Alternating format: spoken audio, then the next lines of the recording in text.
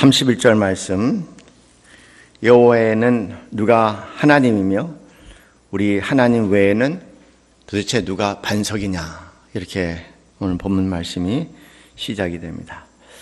어떻게 보면은 이 시편 18편을 다시 시작하려는 듯 시편 18편 1절부터 3절까지의 말씀을 3절까지의 말씀을 반복하죠. 나의 쉼이신 여호와여, 내가 주를 사랑하나이다. 여호와는 나의 반석이시여, 나의 요새시여, 나를 건지시는 이시여, 나의 하나님이시여, 내가 그 안에 피할 바이시여, 나의 방패시여, 나의 구원의 뿌리시여, 나의 산성이시로다. 내가 찬송 받으실 여호와께 아뢰이니 내 원수들에게서 구원을 얻으리로다. 그렇게 시작한 시편, 이렇게 31절에 다시 반복해서 말씀을 하시죠. 이 반석이라는 표현이 오늘 본문 말씀에 46절에도 역시도 반복해서 등장합니다. 여호와는 살아계시니 나의 반석을 찬송하며 내 구원의 하나님을 높일지로다. 그렇게 46절에 또 반복해서 말씀을 하고 계십니다. 이 성경 전체를 볼 때 매우 중요한 이미지가 있는데, 그 이미지는 오늘 본문에 등장하는 반석이라는 이미지입니다. 신구약 전체를 통해서 매우 중요한 이미지 중에 하나, 저야 꼭 가슴에 담고 기억을 했으면 좋겠습니다. 하나님은 나의 반석이시다. 여호와는 나의 반석이시다. 어떻게 보면은 여기 많은 사건들이 담겨져서 이 반석이라는 용어 하나 안에 많은 이야기가 들어있는데, 구약으로부터 신약까지 많은 이야기들이 여기에 아주 줄줄이 담겨 있습니다. 그 의미에 대해서는 시편 18편 1절부터 3절에 말씀하고 있는 것처럼 피할 바위부터 시작을 해서 구원, 그리고 나를 건지신 하나님이시고 여러 가지 의미를 찬양하는 의미하는데 다 이제 포함이 되어 있습니다. 그것을 다 포함하고 있습니다.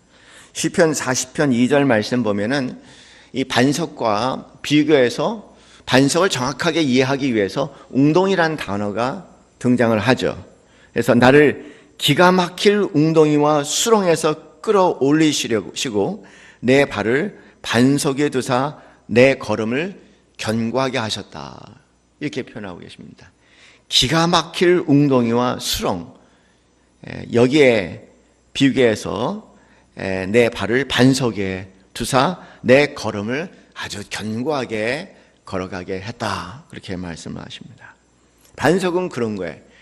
뭔가 그 이스라엘 백성들에게는 이 반석하게 될 때 하나님 반석, 여호와 하나님 반석 여호와 하나님 이렇게 되는데, 그 실체는 뭐냐면 나를 견고하게, 내 발을 견고하게 하는 그 놀라운 능력의 말씀이라는 겁니다. 한번 우리 자신을 생각해 볼 때 우리 문화 안에 이 반석이라고 얘기할 수 있는 게 뭘까? 내 개인의 삶에 이 반석이라고 얘기할 수 있는 것이 뭘까? 한번 생각해 봤으면 좋겠어요. 이 이스라엘 사람들에게는 이 이미지가 아주 분명해요. 반석이라는 것이. 그래서 반석하게 될 때는 엄청나게 많은 스토리, 많은 이야기가 담겨져 있고, 그 모든 이야기를 상징적으로 한 단어로, 여기 반석, 실체적인 반석이지만 그보다 더 상징적인 의미로 반석으로 사용되고 있는 단어가 바로 여기 나와 있는 반석이죠. 이 반석에 처음 등장하는 시작은 출애굽기 7장 17장 1절부터 7절까지의 말씀에 등장합니다. 이스라엘 백성들이 애굽을 탈출해서 르비딤 골짜기에 이르렀죠. 그 가는 길은 저는 가본 적은 없지만 그 애굽으로부터 해서 이제 예루살렘까지 그렇게 그 가는 길을 경험한 사람들은 거의 길들이 광야라고 그렇게 이야기를 합니다. 가끔 가다가 오아시스가 나타날 정도로 매우 메마르고 아주 척박하고 이제 바위들로 구성된 그런 길이라고 얘기하죠.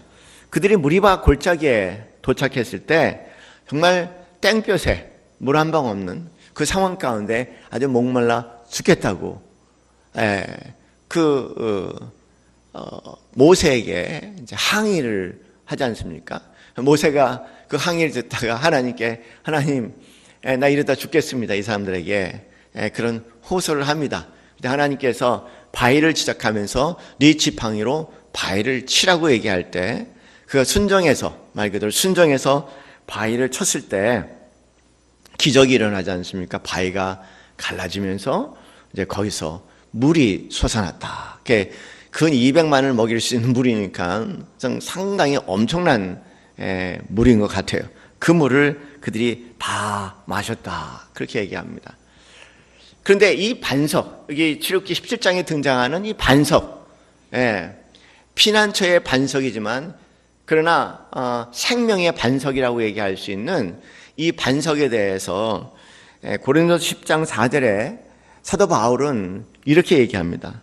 다 같은 신령한 음료를 마셨으니 이는 그들을 따르는 신령한 반석으로부터 마셨으며 그 반석은 곧 예수 그리스도시라. 이렇게 얘기합니다.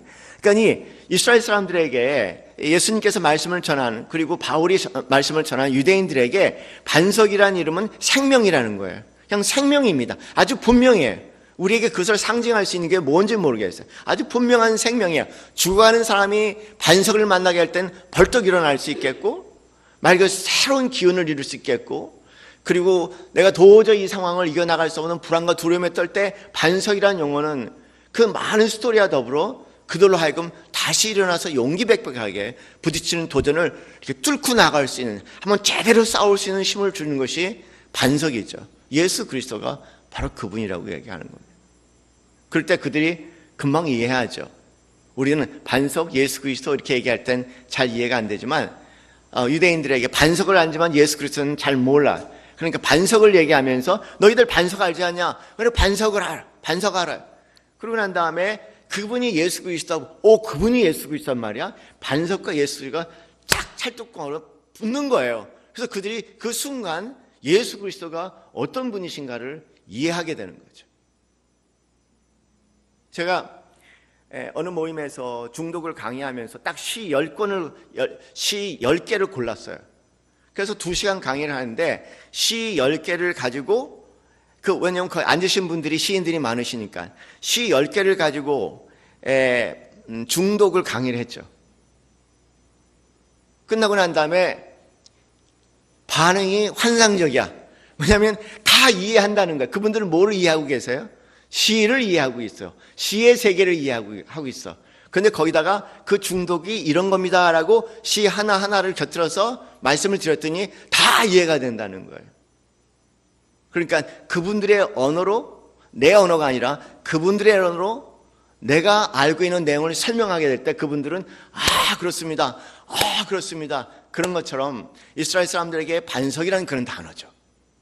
피난처, 구할바위, 웅덩이에서, 수렁에서 건져서 단단하게 걸어갈 수 있는 견고한 발걸음이 될 수 있는 확신찬, 자신찬 삶으로 전환시켜주는 그 반석.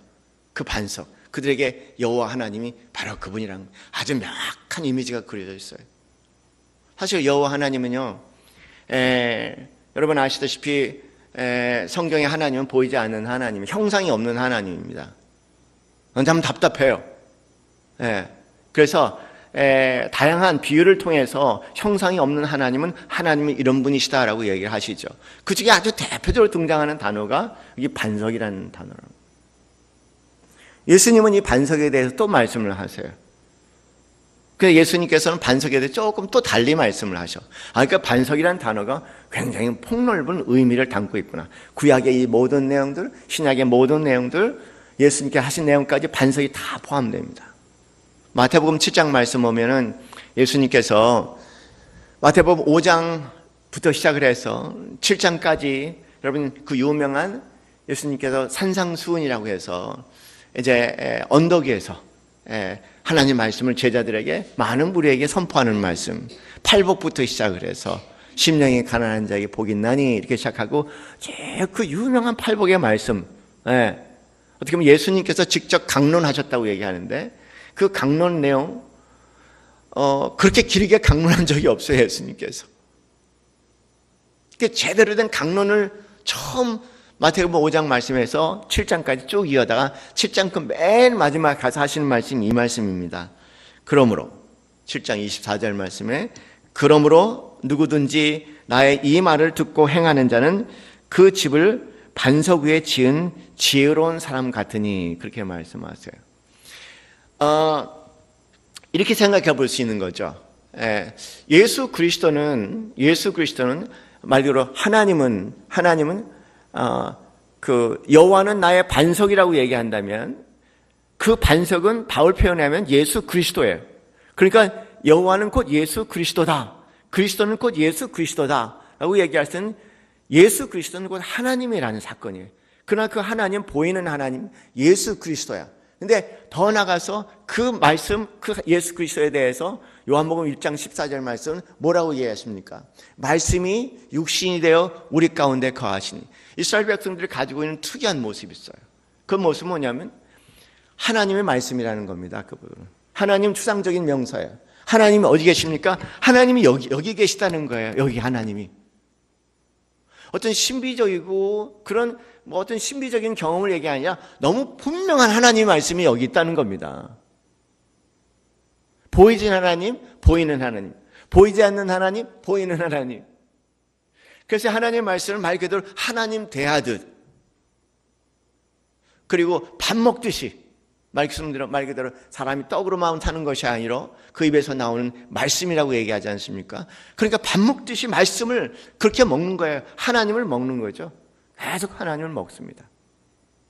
그런데 그 하나님에 대해서, 그 예수님에 대해서 오늘 본문 그분을 예수님이라고 그렇게 요한복음 1장 14절을 얘기하고 바울도 그렇게 얘기하지만 그러나 예수님 스스로는 말씀 그리고 말씀은 그 말씀대로 행하는 자, 그런 자를 반석 위에 세워진 집이라고 얘기하세요. 하나님 말씀대로 행하는 자가 반석 위에 세워진 집이다.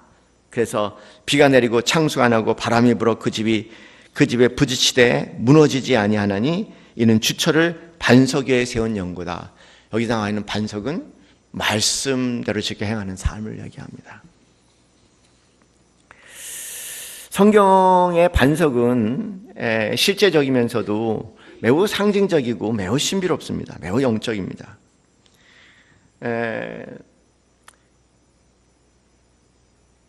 실제로 물은 반석에서 나와요. 여러분 아시는지 모르겠지만 저도 이거 이해하는데 시간이 꽤 걸렸습니다. 이 동양을 보면은 우리 동양 문학에서 이제 보면은 여러분 그 오행설 아시지 않습니까? 수목 이렇게 수는 뭐고 목은 뭐고 목수 뭐 토는 뭐고 이렇게 얘기하지 않습니까? 근데 이제 물을 상징하는 거 금이야, 금. 금이 뭐냐면 바위를 얘기합니다. 그럼 바위에서 금이 나오니까 맥이라는 게 다 바위에 있는 거니까. 그 바위가 금이야. 근데 이 한의학에서 우리 동양에 쓰는 것도 그 바위의 물이라고 얘기하는 바위가 물. 그러니까 바위에서 물이 나온다는 거예요. 바위에서 물이 나는 겁니다. 그 동양, 저도 그 이해하는 굉장히 어려운 언어를 보니까 성경을 보니까 반석 그러면 이렇게 때리고 저렇게 때리면 물이 나오는 것에 항상이요. 아, 뭔지 모르게 이 동서가 통하는 매우 중요한 그 컨셉이 여기 있구나. 반석은 실제로 우리는 이해가 안 되죠. 그러나 반석은 우리가 생각하는 이스라엘의 물은요, 그냥 아무 데나서 강이 있고 아무 데나 파면 나오는 물이 아니라 항상 바위 밑에 옹달샘 같은 데서 나오는 물이에요. 이렇게 바위 사이에 절절절 나오는 물 있지 않습니까? 그 물이야. 그러니까는 생수예요. 그들에게 바위는 생수가 뿜어내는 생명의 근원이 된다는 거죠. 그래서 바위는 물이 나온 것이지만 바위는 그들에게 매우 중요한 의미를 가지고 있습니다. 여러분 뭐 6.25 때 보면은 고지 전투에서 많은 사람이 죽었다고 얘기를 하지 않습니까? 그 전쟁에서 고지를 차지하는 사람이 이기는 거 아니겠습니까? 높은 데서 전체를 바라볼 수 있으니까. 그런 면에서 고지는 바로 싸우는 자에게 가장 유리한 그런 자세입니다. 우리 문화는 없지만은 소위 석청이라고 해서 이 석청이라는 게 뭔지 아시죠? 꿀이지 않습니까? 바위에서 꿀이 나오는 거예요. 바위에서. 그런 종류가 있습니다. 바위 밑에서 석총이 있어. 그러니까 성경 말씀을 보면, 신명기 말씀 보면은 뭐냐면 바위에서 꿀을 빨아먹고 이렇게 표현이 나와 있어요. 이게 다 말씀하고 나와 있는 거죠. 말씀에 꿀을 빨아먹는다는 표현도 거기 나오고요. 석총, 바위에서 꿀을 빨아먹는다. 이 바위가 말씀이고 바위가 하나님이고 바위가 예수 그리스도고, 그런 면에서 실제적이고 상징적이고 신묘한 그런 영적인 의미를 다 담고 있는 것이 이 바위라는 거예요. 바위.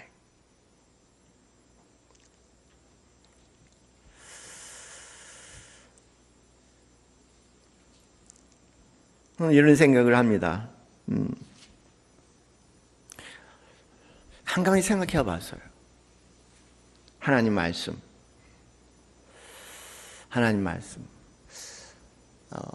우리는 하나님 말씀을 어떻게 대하며 살까? 모르겠습니다. 그러나 제 마음에 다가온 깨달음은 그런 것 같아요. 하나님 말씀을 단 한 절이라도, 하나님 말씀을 한 절에도 온전히 순종한다면 아마 여기 지금 다윗이 경험한 이 놀라운 경험을 할 수 있으라고 생각해요. 우리가 하나님 말씀을 많이 공부하고 하나님 말씀을 많이 알지만 가만히 돌아보면은 어느 하나님 말씀 하나라도 온전히 아는 것도 없고, 또 어느 하나님 말씀 하나라도 온전히 살아내지 못하는 것이 우리의 삶이 아닐까 하는 생각이 들어요. 그래서 희한하게 많이는 알지만 아무것도 모르는 것 같은. 왜냐하면 하나님 말씀을 안다는 것은, 성경에 나와 있는 안다는 단어는 항상 경험을 근거로 하는 말씀이거든요. 오늘 현대인들이 생각하는 지식적인 말씀이 아니라 그 하나님 말씀을 온전히 살아낸 자가, 경험한 자가 그 하나님 말씀을 안다고 얘기를 하지 않습니까? 근데 가만히 들어보면은 제 자신도 그렇고 하나님 말씀 하나라도 온전히 살고 있을까 내가?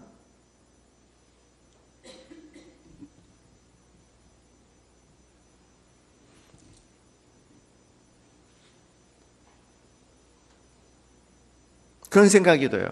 하나님 말씀을 하나라도 온전히 지키면 하나님 말씀 전체를 온전히 지키는 것이고, 하나님 말씀을 하나라도 제대로 지키지 못한다면 하나님 말씀을 그 어디도 온전히 살아가지 못한다는 것.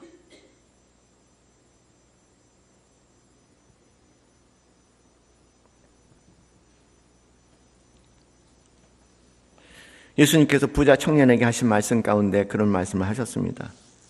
율법에 대해서 부자 청년이 이것도 지키고 저것도 지켰다고 얘기하니까 예수님께서 하나라도 지키지 못하면 하나도 지킨 것이 아니라고 얘기하세요.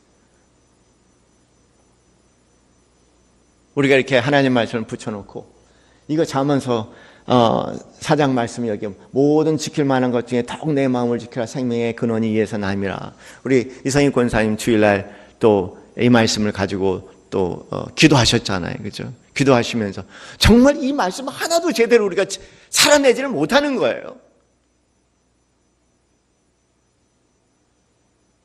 이 말씀 하나도 제대로 우리가 살아내지 못해. 그러면 이 말씀 하나도 살아내지 못한다면 말씀 하나도 사라지지 않는 것 같아요. 우리 삶. 많이 아는 것이 아니라 제대로 아는 것. 많이 지키는 것이 아니라 단 한 구절이라도 제대로 지켜지는 것. 하나님 말씀은 아니지만 하나님 말씀을 요약한 사랑하면 된다. 사랑하면 된다고 한다. 사랑하면 된다. 사랑하면 된다. 여러분 얼마나 이 한 말씀에 우리가 온전히 순종해 산다는 게 얼마나 힘들어요. 그 어떻게 보면 하나님 말씀을 접하고 대하는 것 뭐냐면 못 산다는 걸 깨닫는 게 아닌가 하는 생각이 들 정도로.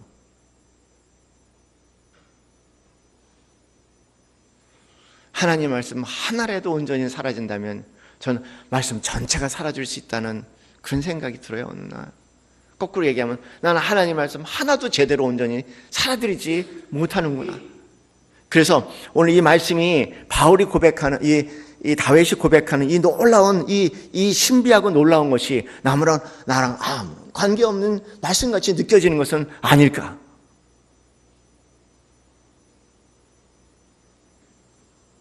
그런 슬픈 마음. 읽으면서 그래요. 이야, 바울, 다윗 막 나오잖아요. 막 나도 그냥 옛날에는 그랬어. 이걸 읽으면 아멘, 아멘. 근데 요새는 아멘이라 오멘, 오멘이 되는 거예요. 사라질까, 사라질까. 그리고 어느 날 제가 깨달은 게 그래. 나는 말씀 하나도 온전히 살아내지 못하니. 그렇다면 아마 다윗은 뭔지 모르게 말씀 한 구절이라도, 많은 것이 아니라 말씀 한 구절에도 온전히 살아낸 것 같다는 마음이 드는 거예요. 한 구절에도 온전히 살아냈다는 마음이 드는 겁니다.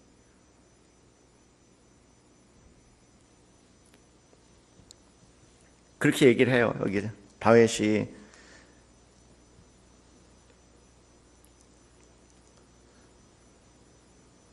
반석을 경험하신 거예요. 반석을. 정말 우리는 여호와는 나의 반석이라고 하지만 이거 누가 반석이냐 도대체. 살아보니까 누가 반석이냐. 어느 분과 화요일날 긴 시간 얘기를 하면서 우리가 어느 분이라고 얘기하면 우리 이명숙 권사님하고 저는 화요일날 이제 선교 이야기 때문에 한 4시간 같이 얘기한 것 같아요. 그러면서 정작 선교의 꿈을 갖고 지난 10년 동안 기도하고 준비했는데 정작 선교사가 된다고 하니까 그렇게 마음이 떨리고 막 주저하는 그런 마음이 된대요. 제가 이해해요. 왜냐하면 저 다 교육받고 목사 안수 받으려고 할 때 굉장히 고민 많이 했다고. 목사 안수를 받아야 될까 말아야 될까. 너무 겁나는 거예요. 너무 겁나는 거예요. 받아야 될까 말아야 될까. 저희 형님은 결혼 일주일 동안 뭐 그렇게 결혼이 힘든지 끙끙끙끙 신음을 하면서 결과적으로 결혼을 하더라고요. 같은 방을 썼는데 그냥 결혼이 이렇게 힘든 건가. 저는 끙끙거리지 않았어요. 그냥. 근데 그때 경험이 너무, 저는 목사 안수 받기 한 일주일을 끙끙 앓았어요. 이거 지금이라도 안 받을 수 있는데, 지금이라도 안 받을 수 있는데. 그러니까 그분이 그렇게 힘들어하는 마음을 이해하겠는 거예요. 10년 준비해도 막상 현실을 부딪히니까는 내가 과연 할 수 있을까? 내가 과연 할 수 있을까? 이 나이에 낯선 땅에 가서 새로운 언어를 배우고 낯선 사람들과 한국에서 살기도 만만치 않은데 막 이런 것들이 갑자기 현실되니까 오시는 거예요. 그래서 제가 그랬습니다. 권사님 북소리를 찾아야겠어요. 그래서 권사님 북소리를 찾으라고. 심장 고동의 북소리를 찾으라고. 당신을 하여금 그 걸음을 걸어나가게 했던 그 북소리가 있지 않습니까? 북소리를 찾으라고. 그게 뭡니까? 그렇게 얘기할 때 과거 10몇 년 전에 헌신하게 됐을 때 그 순간이 생각이 났어요. 다시요. 맞아요, 목사님. 내가 그 북소리를 잃어먹었습니다. 내 심장을 꽝꽝 때렸던 그 북소리, 그 감동을 잊어먹었습니다. 나 맨날 죽기를 원했었는데 예수님 만나고 교회 들어오고 그 목사님 앞에 3년 동안 뉴라이프 배우고 하나님 말씀 배우고 그러면서 맨날 죽으려고 꿈을 꿨던 평생 사람이 내가 이제 살겠다는 용기가 생기고 그 기쁨이, 이해할 수 없는 기쁨이 내 삶의 주체가 되기 시작하면서 나와 같이 고통당하는 어려운 사람들에게 이 예수를 꼭 전해야겠다. 그런 마음 어디를 가나. 그때 내 심장의 고동이었다는 거예요. 그래요. 바로 그거를 힘차게 써야 돼요. 힘차게. 저도 그래요. 목회하다가 힘들고 어려울 때 있습니다. 상상하지 못할 많은 일이 있어요. 목사들 다 그래요. 큰 교회 작은 교회 아닙니다. 저는 1박 2일 동안 김윤중 목사 얘기하는데 김윤중 목사님 그 얘기 하시더라고요. 겉으로 볼 때는 성공 같은데 하시는 얘기가 내가요 이 교회를 떠나려고 수십 번 마음먹었는데 내가 이 교회를 붙잡고 있는 것은 내 아내가 그러면서 그래. 어딜 가나 사람은 똑같아. 어느 교회를 가나 사람은 똑같아. 그 얘기를 해갖고 자신이 그 교회를 끝까지 붙잡고 있었다는 거예요. 아내 없으면 자기는 못 붙잡았을 거라는 거예요. 그분은 아내를 굉장히 존경해요. 정말 두 분 다 선생님인데 이 아내를 선생님같이 생각해.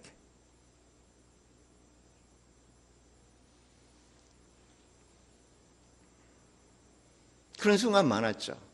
그럴 때마다 제 심장 소리를 다시 들어보는 거예요. 제가 이 길에 들여서게 된 북소리 있지 않습니까? 북소리. 둥, 둥, 둥, 둥. 그러면 그 북소리를 듣기 시작하면은요, 그 북소리, 하나님께서 나에게 은혜를 줘서 감히, 저 있잖아요. 저 A형이에요, A형. A형이고 아주 이렇게 내성적이야. 그리고 잘 삐쳐. 이게 뭐 목사가 되겠습니까, 이게? 목사는 좀 이렇게 하고 뻥도 치고 막 이래야지 한국교회에서 먹히는데, 쫄아다니는 목사가 뭐 목사 하겠습니까?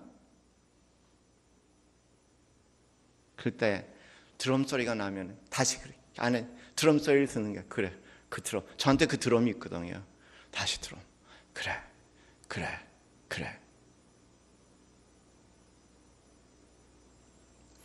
여기 나와 있는 다윗의 드럼.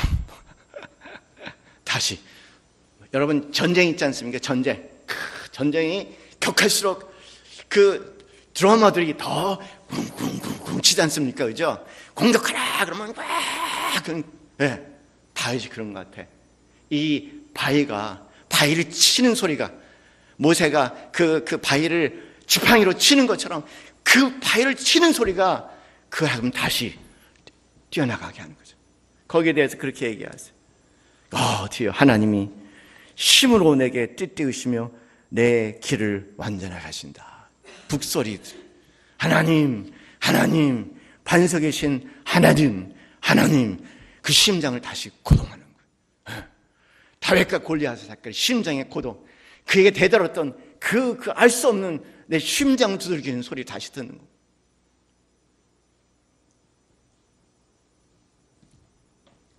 그러니 그 무거운 발걸음이 어떻게 했습니까? 38절에 33절 말씀에 그냥 도망을 가도 그냥 사슴은 되게 도망가는 종류예요. 무슨 사슴 발리는 아주 그냥 날렵하게 도망가게 한다는 거예요. 여러분 꿈꿀 때요, 그럴 때 있지 않습니까? 힘든 게 뭐예요? 꿈꿀 때 밤에 밤을 꿈꾸는데 이게 뒤에서 귀신이 쫓아와. 뭐가 안 떨어진다고요? 발이 안 떨어져. 그리고 누구 앞에서 깨워야지 일어나지 않습니까?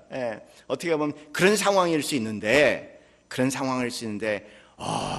북소리가 가슴을 치더니 다시 허리를 곧게 세우게 하고 발을 견고하게 내리게 하더니 그 발을 아주 사슴과 같이 가볍게 뛰게 올라가게 한다.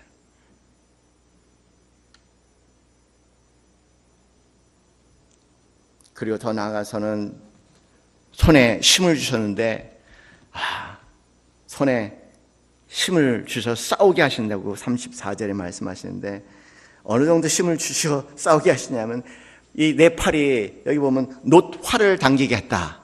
활도 여러 종류가 있어요. 놋활은요, 골리앗 같은 사람이 쓰는 화살이에요. 멀리 나가고 강력하지만 놋활을 굽히는 건 굉장히 힘들어요.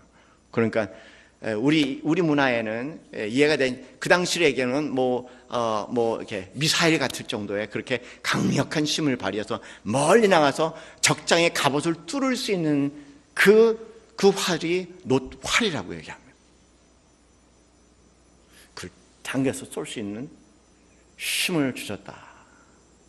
그렇게 말씀하시고, 그렇게 말씀하는 겁니다.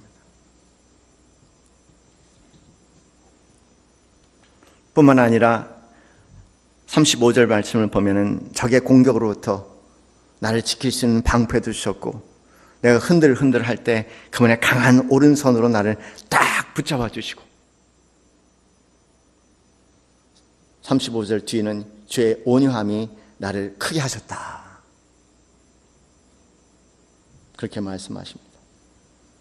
36절에는요, 내 걸음을 넓게 하셔서 나를 실족지 않게 하셨다. 이 표현은 뭐냐면, 위태위태한 길을, 아주 그냥 낭떠러진 절벽 외다리 같은 그런 위태한 길을 막 이러면서 걷던 길이 갑자기 광활해지기 시작한 거예요.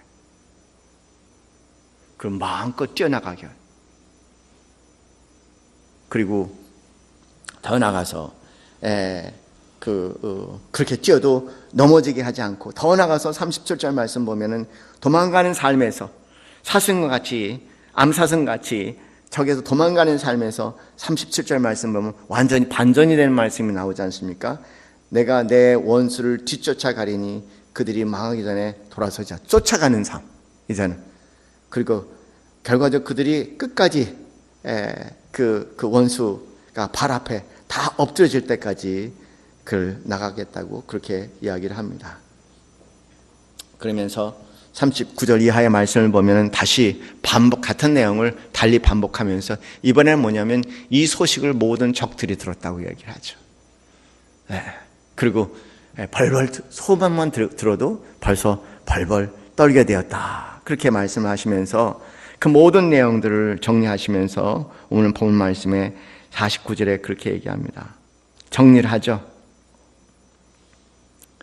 46절부터 50절까지의 말씀 한번 같이 읽을까요? 올려주시면 전체를 정리하는 이 시편 19편 전체를 18편 전체를 정리하는 말씀입니다. 우리 함께 읽읍시다. 시작. 여호와는 살아계시니 나의 반석을 찬송하며 내 구원의 하나님을 높일지로다. 이 하나님이 나를 위하여 보복해 주시고 민족들이 내게 복종하게 해 주시도다. 주께서 나를 내 원수에게서 구조하시니 주께서 나를 대적하는 자들의 위에 나를 높이 드시고 나를 포악한 자에서 건지시나이다. 여호와여, 이러므로 내가 이방 나라들 중에 주께 감사하며 주의 이름을 찬송하리로다.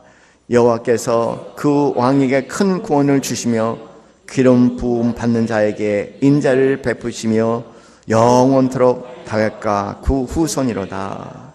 46절 이하의 말씀부터 50절까지 전체 일어난 사건을 또 달리 요약하면서 핵심적인 단어는 그 여호와를, 그 반석을 찬송하겠다는 겁니다. 찬양하겠다는 겁니다. 1절부터 19절까지의 말씀을 보면은 여호와는 나의 사랑입니다. 그 구절들이 얘기했어요. 20절부터 30절까지는 나는 여호와의 사랑입니다. 그게 구절절이 얘기했어요. 그 오늘 본문 말씀은 똑같은 사건을 다양한 방법으로 반복하면서 한마디로 여호와는 나의 찬양입니다. 여호와는 나의 찬양입니다. 이 세 단어 여호와 하나님은 나의 사랑입니다. 나는 그분의 사랑입니다. 나는 영원토록 그분을 찬양하겠습니다. 사랑하는 성도님들, 저에게 하나 기억했으면 좋겠어요. 우린 그 감동을 잊으면 안 되겠죠. 우리 가슴에 하나님께서 주신 드럼이 뭐였는지, 우리가 길게 그 길을 가다 보면 그 감격을 잃어버릴 때 있지 않습니까? 그 북소리 없이는 우리는 계속 걸어갈 수가 없어요. 그 북소리 안에 다시 한번 힘차게 치시면서 우리가 당연히 걸어갈 길 끝까지 완주하실 수 있는 우리 사랑하는 성도님들 되시기를 주님의 이름으로 축원합니다. 기도하겠습니다. 하나님,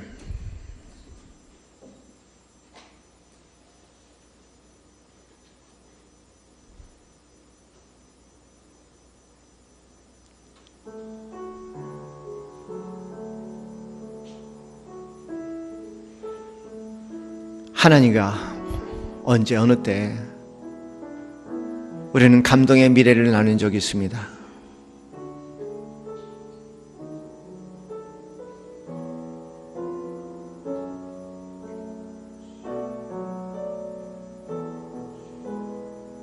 우리의 심장이 두근거렸던 순간이 있습니다.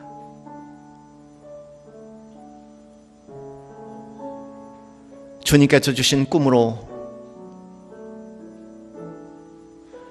우리의 심장에 북소리를 들은 적도 있습니다.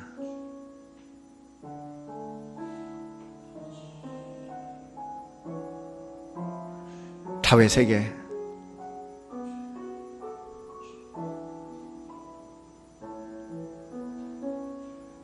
반석처럼 우리에게는 그 북소리가 있습니다.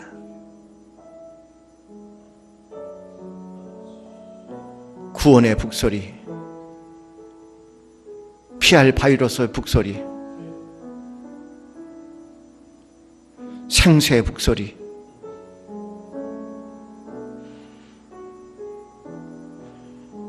그 북소리를 다시 듣게 하여 주옵소서.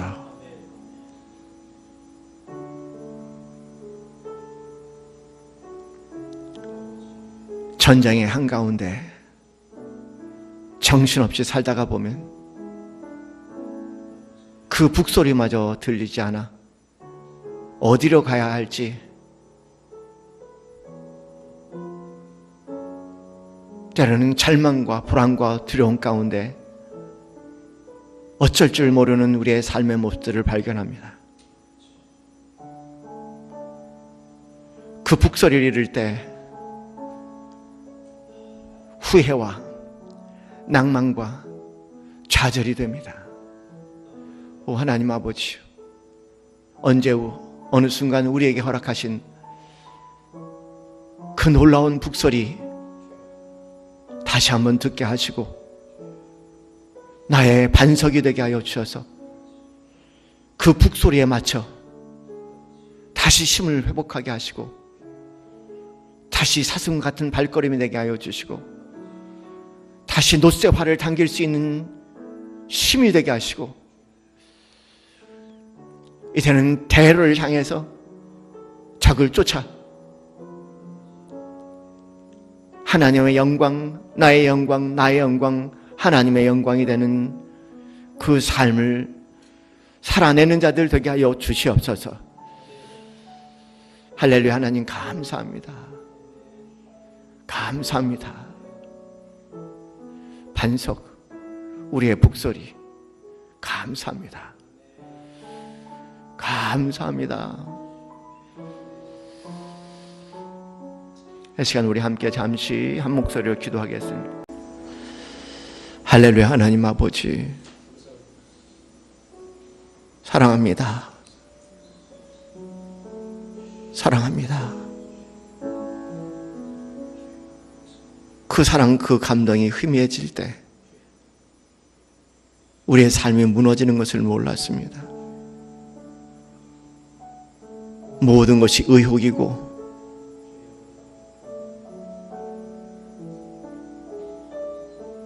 모든 것이 후회고 모든 것이 짐이고 모든 것이 언제 끝날지 모르는 지침일 수 있을 때 다시 한번 하나님께서 우리의 삶에 들어와 내 가슴을 치셨던 그 북고동소리를 생각하게 하시고 그 감격과 그 눈물과 그 감동이 오늘을 가게 했던 것을 기억하게 하시고 다시 한번 그 길을 걸어갈 수 있는 은혜를 각자에게 허락하여 주시는 것을 하나님 감사합니다. 듣는 자에게 들을 수 있는 귀를 허락하여 주시고 주어진 길 다시 한번 내 심장의 북소리에 맞춰 걸어나갈 수 있도록 은혜 내려 주시옵소서. 이제는 우리 주 예수 그리스도의 그 크신 은혜와 하나님 아버지의 지극하신 사랑과 성령님의 교통 교감하심이 나를 살게 하고 나를 살아가게 하고 주어진 인생의 길을, 부름의 길을 완주하게 하시는